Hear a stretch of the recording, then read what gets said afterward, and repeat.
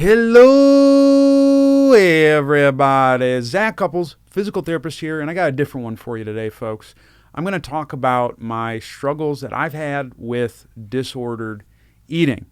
One of the fam had asked me to talk about this because I've mentioned it in passing in a few different podcasts that I've been in, and he's had some patients who've struggled with this and wants to know what it was like for myself and how I basically got over the hump. Now, to preface, folks, this is not medical advice. If you are struggling with any type of eating disorder or disordered eating, please consult a physician or a psychologist or someone to help you through that because you can't do it alone. Everyone's case is unique. This is just what worked for me. And for me personally, there were three big things that I did that really got me over the hump with some of the disordered eating issues that I had in the past. And, I still have some things today from time to time, but the incidence is significantly less. Before I dive into what those three things are, you probably want to figure, Zach, what were your problems? And I would say I had body image issues for the bulk of my life. In the 6th grade, I was this tall, like 6'2". I had chest hair, needed to shave, was a little bit on the chunky side because I had a little bit of that baby fat. And I was very self-conscious around that point in time because, compared to the other kids, I looked like a freak. I looked like an old man.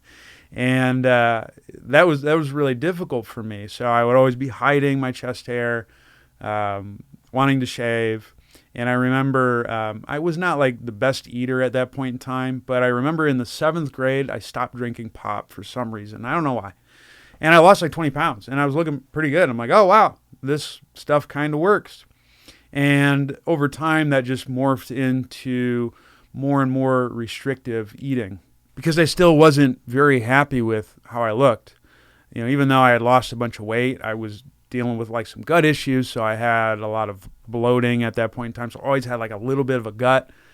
And to me, that has been kind of a visual struggling point with me growing up. And so when I was in high school, I got away from eating like burgers and fries and all that, which is good.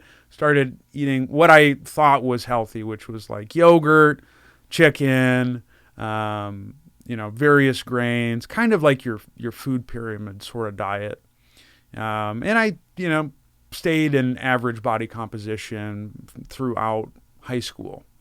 And then, folks, when I got to college, that's when stuff really began to hit the fan.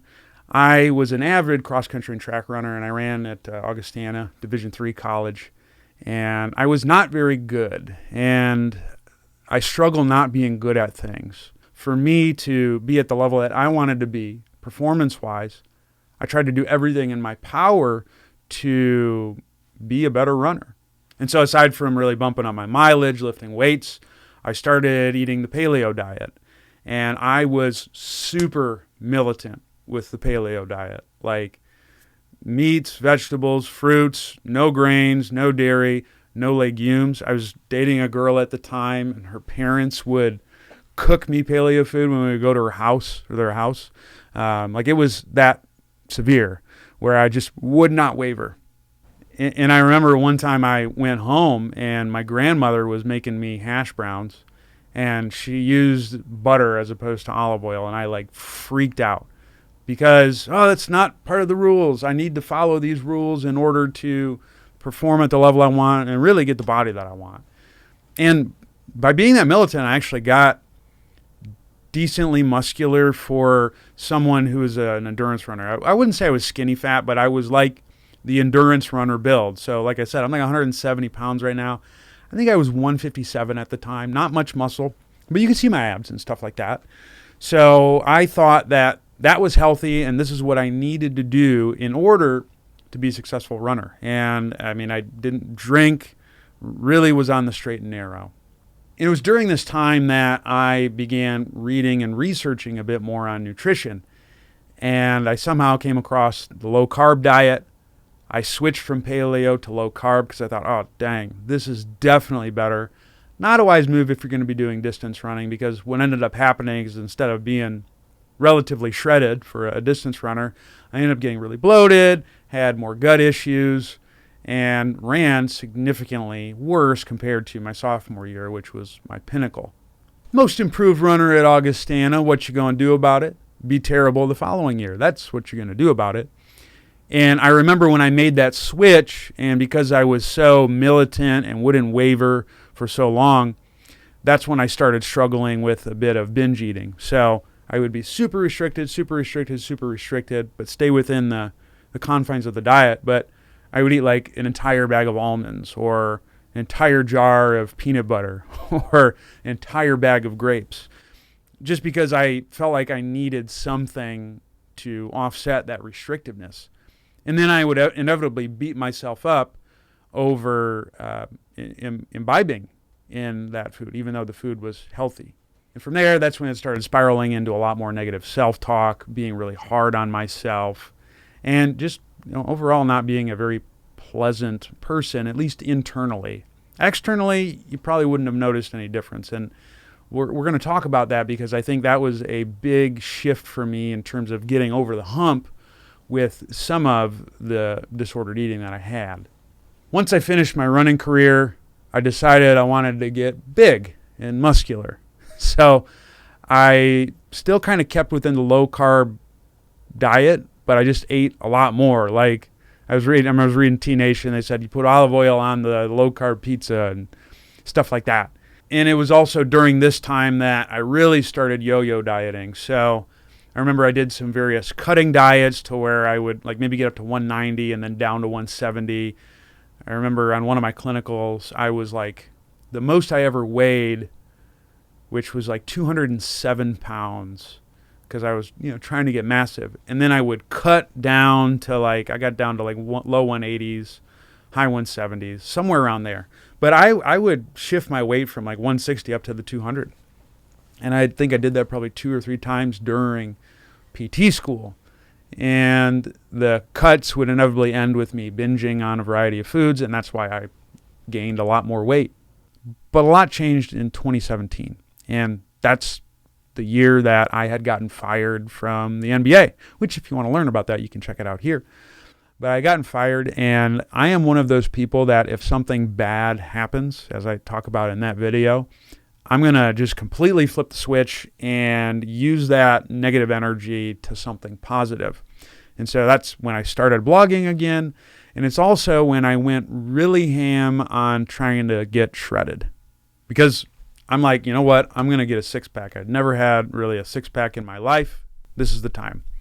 And so I started following a particular diet plan that was a little bit more inclusive of more food. So started having grains, started having dairy, and I was probably 190 at the time. And I had dropped down to in the 170s or so.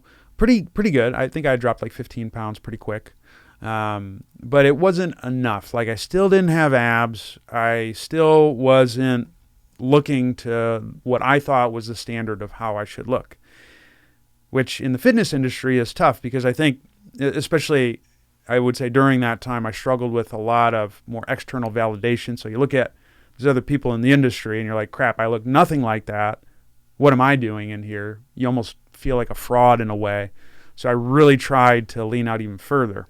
And so that's when I started messing with intermittent fasting and just basically not eating that much. I don't know how low my calorie amounts were, but I ate only twice a day. It was kind of paleo-ish plus grains. And I just cut down, kept eating less until I got to the lowest I had been since my running days, which was 157 pounds. And even then, I was so disappointed in my body because I didn't have the six-pack. But I think 2 things were going on during that time. 1, I developed a lot of gut issues because I wasn't eating. And 2, I had really bad body dysmorphia because I remember this very vividly. I was at a seminar of Derek Hansen's that we had hosted in the Hamptons. And my mentor, Daddy-O Pops, Bill Hartman, he talked to me and he goes, hey, you need to gain some weight. And here I'm super down on myself because I'm like, man, I literally lost 30 pounds and still didn't have a six-pack from what I could tell. But then I looked at some pictures that my buddy Lance took of me, And, from afar, I was like, oh, wait, I actually do have a six pack. But what really got me, and I was like, oh, yeah, this is not good, was you could see my shoulders were sunken in from the back. And I had never seen that before in my life. And it was when that happened, I'm like, man, I gotta turn this ship around. Unfortunately, I turned it around too much. I started eating a bunch. I would say I got to like in the 170s, 180s again, but I was definitely leaner than I was post NBA. But then I just really went ham over a period of time and got up to the 200s again. And so then when I got up to 200, I again cut back down some weight, but I, for the first time, did it with help. And there were two key figures in my life that helped me get there, as well as something else that I had did. And the combination of these three things really helped me repair my relationship with food, myself, and get me to where my body is, where I'm content because I'm happy with how I look, I feel good, and I don't have the poor relationship with food that I once did. And these changes, I would say, took from late 2019 to really hitting strides January of 2021. So it wasn't an overnight thing. I'm still trying to lean out a little bit, but I'm working with a professional who does well on the disordered eating front and food behaviors to where, like, I can eat treats, I can eat out, I can eat a wide variety of foods, and I don't have the negative feelings that I once had. And now I'm going to talk with you after hearing my story about the three things that really helped me get over the disordered eating that I had. So the first thing that I did was therapy. I used Talkspace, which is an app you can get on your phone where you can talk to licensed providers. I had a couple different therapists over the course of about 2 years. And that really helped me indirectly with some of the disordered eating. Because I think a lot of the disordered eating habits that I developed were because I had difficulties with external validation. What I mean by that is instead of tuning in to my wants, my needs, how I felt about things, I would always ignore that. And I would focus on how I could please other people or help other people or do things for other people, a lot of times at the expense of my own health and wellness. And that would really stress me out to the point where, guess what? I would bloat a bunch whenever I was stressed. And so doing therapy really helped me shift from a less externally validated mindset to a more internally validated mindset. Sticking up for myself, putting myself first, saying no. These are things that I struggled with for years. And I would have had a very difficult time overcoming that on my own. So therapy was very helpful on that front. What also really helped me shift my mindset was moving. So I had moved to Las Vegas, and I was basically able to be the person who I wanted to be. It almost had given me a fresh start. And I had less stress of now I got a place where I'm living, I don't have to worry about a job, online things were going well, and I was feeling pretty good. And really, when I made that move and I finished therapy, a substantial amount of my symptoms significantly decreased in terms of like my bloating and stuff like that. So even though I wasn't really going to therapy for some of the food issues that I had, shifting the mindset the way I did helped a bunch. And I think that's essential for almost any long-standing condition or issue that you may have. I talk about this a little bit more in depth in this post on chronic pain here, but if you don't have the mindset that is ready to make significant changes within your life, whether it's pushing excellence in entrepreneurship, getting through persistent pain, dealing with disordered eating, anything, the chances of you succeeding is going to be significantly reduced. And that's why I'm a big advocate for therapy. In fact, it's probably one of the top referral sources that I have for my supreme clientele. The second thing I did was work with a functional medicine provider to help with some of the gut symptoms. So I enlisted my buddy Ben House to help me out because I was just bloated as all hell. And I just wanted to see if is there anything going on with my gut? And this was useful on a lot of fronts because one, Ben's a bit of a meathead, so he was able to helped me try to increase the amount I was eating without me necessarily getting fat. That's something that I struggled with anytime I tried to gain weight. But also, too, he ran a bunch of blood panels on me to see, is there anything going on? And there wasn't. So a lot of my symptoms were stress related. But it's like, okay, I'm working 12 hours a day. I'm living a very stressful life right now. I can't change some of these things. What should I do instead? And so Ben had actually expanded my dietary menu to where I could eat rice. Like during this point in time, I was eating mostly potatoes, ate very rarely any grains, and he shifted me to a low FODMAP diet. And I was on this for a long time, but I remember when I first got on it, within 2 weeks, I had lost 2 inches off my waist with eating more. And it was just because I needed something to reduce the symptoms that I was getting from stress, which was bloating. That actually helped really shift my mindset because I always had this gut and I'm like, man, I'm like trying everything. Why am I fat? Well, I wasn't fat. I was just bloated really bad. And Ben really opened my eyes on that front, and just seeing that alone changed how I looked, and I didn't have to be super restrictive. It really led to me having a much better feeling about myself and the way that I looked. So I was low FODMAP for a very long time, was doing pretty well with that, would have minimal gut flare-ups, especially when I moved to Las Vegas. Then my buddy Dave Rasco put me in touch with a nutrition coach because this nutrition coach needed my help and my expertise on the training and rehabilitation side. And we thought we could just do a trade. And I'm like, okay, well, I don't know what you're going to do for me necessarily, but we'll see what happens. And I have to give so much credit to the last 2 years to Georgie Fear, who's my nutrition coach, for really helping repair my relationship with food. And I really think that it was a great time to work with her because mentally I was in a really good place to be able to repair that relationship. And Georgie really opened up my food menu in ways I never thought I could. A lot of what Georgie advocates is intuitive eating. Definitely check out her book, Lean Habits. It's a really awesome book. And we basically went through a lot of the steps in that I wasn't following, just under her guidance. And what I really like about Georgie is she's kind of like, well, Zach, you can eat treats if you want as long as you're hitting all of these habits consistently. And I'm like, oh, so wait a minute. Your boy can have crumble cookie and that's okay? Hell yes, he can. And so just getting that freedom that it's okay for me to eat a lot of whatever I want, but just following habits that are going to ensure that my health, well-being, and body composition stay where I want it to be was so freeing. And what I found for myself is I can stay where I'm at today, which is between 168 to 172, with eating out, every other week or so, having treats from time to time. And I have zero guilt about that. And I don't really get bloated.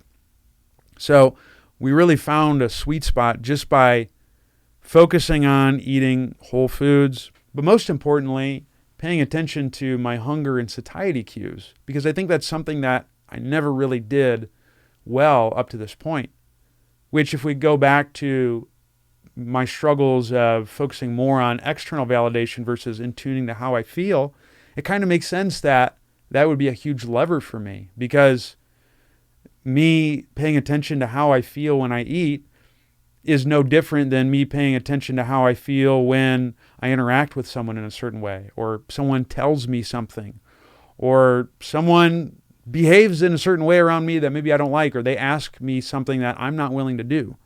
So it really was just an extension of developing a lot of the habits that I had acquired when I was in therapy.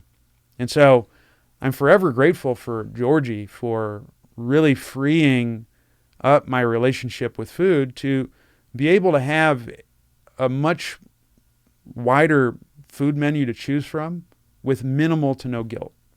Now, does that mean that I have absolutely zero issues? Everything is going hunky-dory? For the most part, yes. But it's just like anything else, folks. I have flare-ups from time to time. There's times where I look at myself in the mirror and I'm like, ugh, Homie, you ain't looking good right now. Or I might get stressed about gaining a couple pounds. But the incidence of those things happening is significantly less. Instead of a daily to weekly occurrence, this is maybe once every couple months now. And it's no different than someone who might have had a persistent pain issue for an extended period of time. You might still have flare-ups from time to time, and that's okay. But now I have the skill set to recognize that even if I'm feeling these feelings, the chances are that they're temporary. They don't necessarily reflect reality. And most importantly, I have control over my relationship with food. And if things aren't trending in the direction that I need them to, then I go back to my habits. I refocus on some of the things I learned in therapy with internal validation, and I make sure I'm hitting those fundamentals. And more often than not, when I do that, the symptoms and issues that I dealt with disordered eating go away. And that's basically how I was able to overcome some of the disordered eating issues that I had. So for me, it was essential to undergo therapy just to fix some of the bigger rocks, utilizing functional medicine to reduce some of the symptoms that I was dealing with, and most importantly, working with a nutrition coach who was able to repair and help me create a healthy relationship with food. So if you are someone who is struggling with disordered eating, especially, I know this is very common in the fitness industry, which I'm a part of, don't hesitate to get help. Now's the time. You can work through this, and I hope that you found my story either useful or maybe somewhat of a guide to where you might need to start first. If you found this useful, please share it with someone near and dear to you, especially if you know someone who's struggling with disordered eating. It's a bit of an issue that's near and dear to my heart, as not only have I struggled with it, but I've had a family member who's close to me who's also struggled with it as well. So the more awareness that we can build of how common this is and the greater dialogue that we can have surrounding this, the more people we can help.